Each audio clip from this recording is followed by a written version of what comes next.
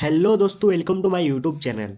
तो दोस्तों, इस वीडियो में हम लोग क्लास 10th के स्टूडेंट के लिए जो धुरंधर सीरीज चला रहे हैं उसके क्लास नंबर 5 को देखने वाले हैं।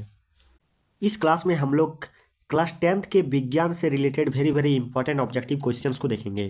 तो अगर आप लोग 2026 में बोर्ड एग्जाम देने वाले हैं तो ये वाला वीडियो आप लोग के लिए बहुत ही ज़्यादा इंपॉर्टेंट हो सकता है।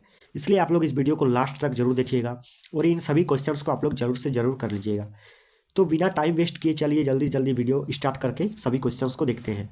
और अगर आप लोग धुरंधर सीरीज के और सभी क्लासेस को देखना चाहते हैं तो चैनल पर जाके आप लोग को प्लेलिस्ट मिल जाएगा। उस प्लेलिस्ट में क्लिक करके आप लोग धुरंधर सीरीज के सभी क्लासेस को देख सकते हैं, जिसमें कि बहुत ही अच्छा अच्छा इंपॉर्टेंट क्वेश्चंस को बताया गया है। तो आप लोग जरूर से जरूर धुरंधर सीरीज के सभी क्लासेस को देख लीजिएगा। तो चलिए क्वेश्चंस को देखते हैं इस क्लास के। तो विज्ञान के क्लास 10th के मोस्ट इंपॉर्टेंट ऑब्जेक्टिव क्वेश्चंस को देखेंगे।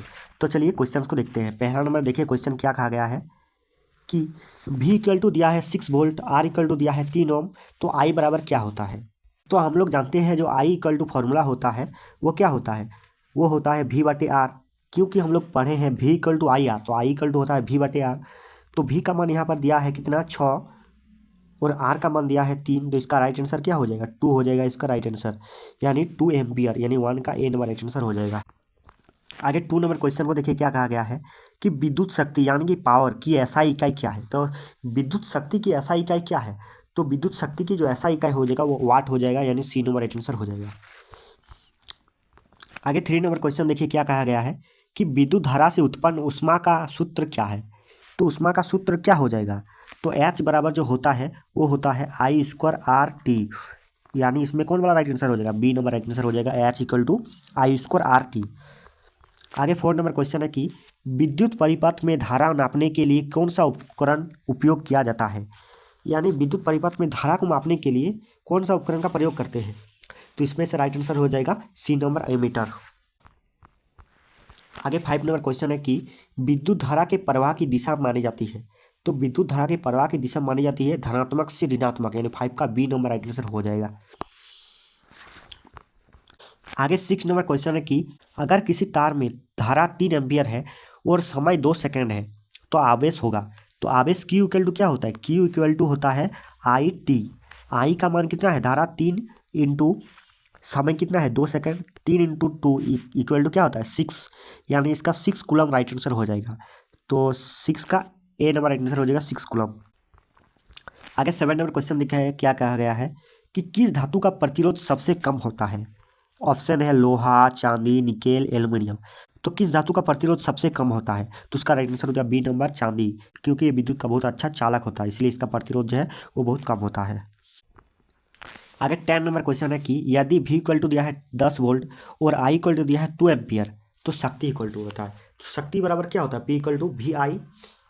तो वी आई जो होता है तो V का मान कितना होता है 10 और I का मान कितना दिया है 2, यानी इसका 20 वाट राइट आंसर हो जाएगा, यानी इसका राइट आंसर 20 वाट कौन वाला है, यानी बी का राइट आंसर हो जाएगा 20 वाट। आगे 9 नंबर क्वेश्चन है कि वोल्ट मीटर को परिपथ में कैसे जोड़ा जाता है।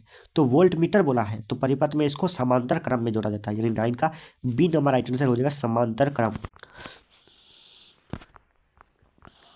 आगे 10 नंबर क्वेश्चन है कि समानांतर संयोजन में कुल प्रतिरोध कैसे ज्ञात किया जाता है।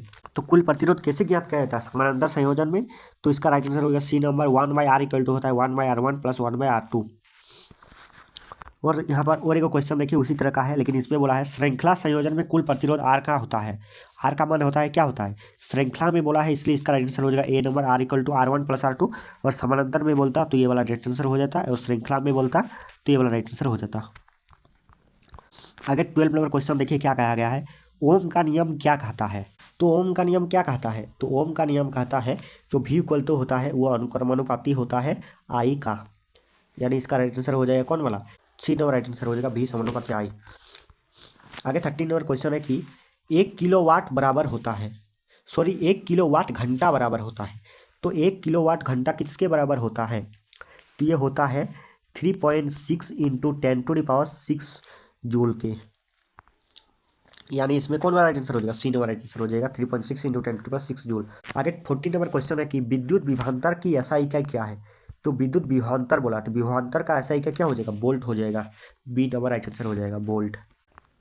आगे 15 नंबर क्वेश्चन है कि विद्युत धारा का कारण है।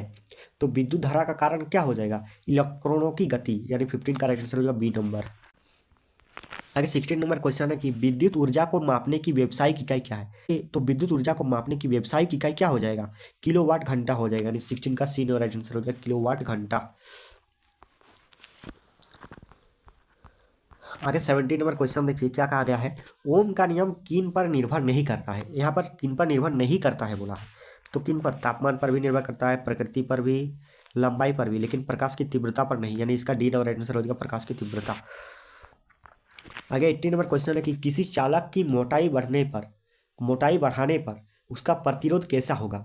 तो किसी चालक का मोटाई बढ़ेगा तो उसका प्रतिरोध जो है वो घटेगा, क्योंकि मोटाई के जो है प्रतिरोध व्युत्क्रमानुपाती होता है, यानी 18 का बी नंबर राइट आंसर हो जाएगा घटेगा। तो ये रहा कुछ very very important objective question class 10th के साइंस से रिलेटेड। अगर आप लोग और भी किसी भी सब्जेक्ट से रिलेटेड या किसी भी चैप्टर से रिलेटेड एमसीक्यू क्वेश्चन चाहते हैं तो एक कमेंट जरूर कर दीजिएगा और चैनल को सब्सक्राइब जरूर कर लीजिएगा। तो चलिए मिलते हैं नेक्स्ट वीडियो में, तब तक के लिए जय हिंद, वंदे मातरम, थैंक यू।